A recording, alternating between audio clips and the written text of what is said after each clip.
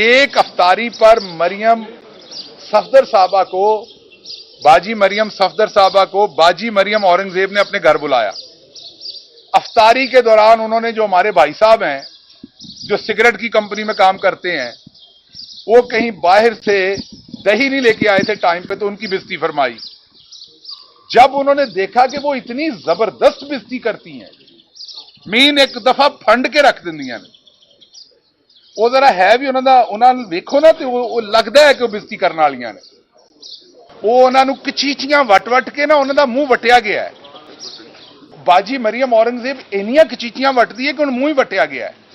सो जब बाजी मरियम सफदर ने देखा कि इतनी बेहतरीन बदतमीजी करती हैं, तो उन्होंने उन्हें वजीर बना दिया।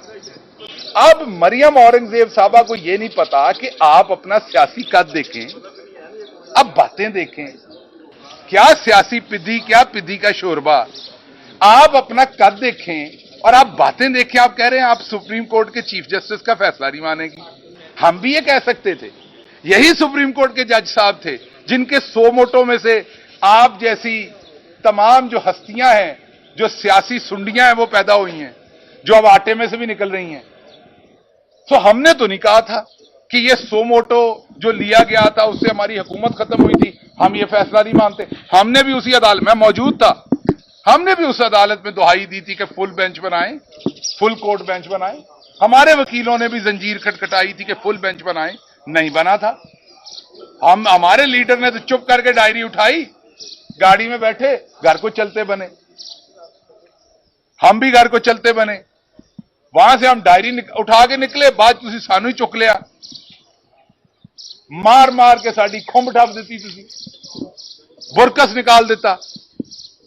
मैंने मेरी फैमिली ने जस्टिस बंदयाल साहब जो चीफ जस्टिस हैं, उनकी अदालत में इंसानी, जब मेरे पे तशद्दुद हो रहा था, मैं पकड़ा हुआ था, उनकी अदालत में हमने दरखास्त की थी कि इंसानी हकूक के ख्याल में 100 मोटो लिया जाए। उन्होंने नहीं लिया, कोई बात नहीं, उन्होंने ऐसे ही मुनासिब समझा होगा। तो क्या मैं बकवास शुरू कर दूं?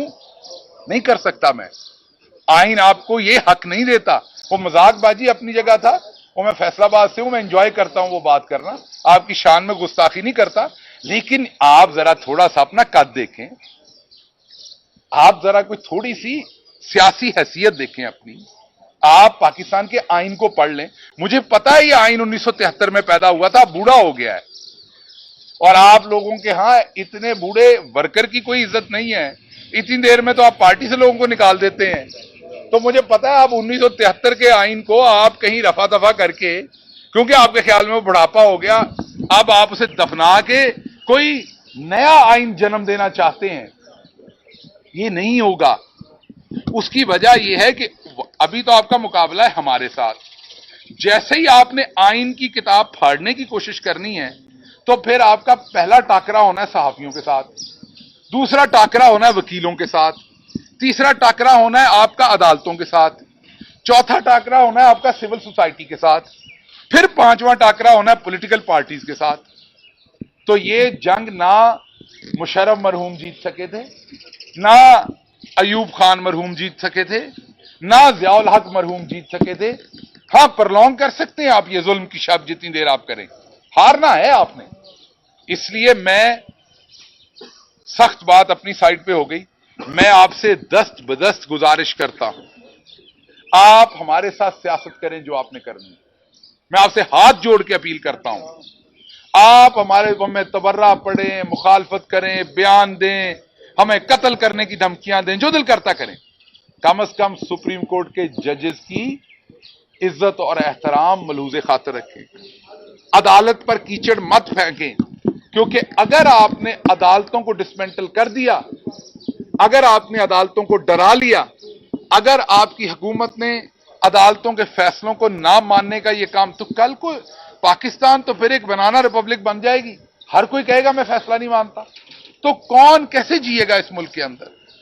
तो मैं आपसे दस्त बदस्त ये रिक्वेस्ट करता हूं कि होश के नाखून लें, दोबारा सोचें, और दोबारा सोचकर आप कम से कम एक मुद्दे के ऊपर आए कि अदालतों का आपने एहतराम करना है। लेकिन मैं आखिर पे बात क्लोज करूंगा।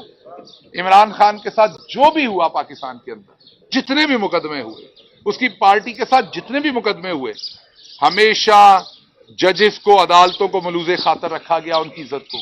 अगर कहीं पे शायबा भी गया, कहीं पे ये इंप्रेशन भी जनरेट हुआ, तो खान साहब ने खुद आके कहा कि अगर मेरी बात से ऐसा लगता है तो मैं माजरत ख्वाह हूं, मैं अपनी बात ये नहीं कहना चाहता था।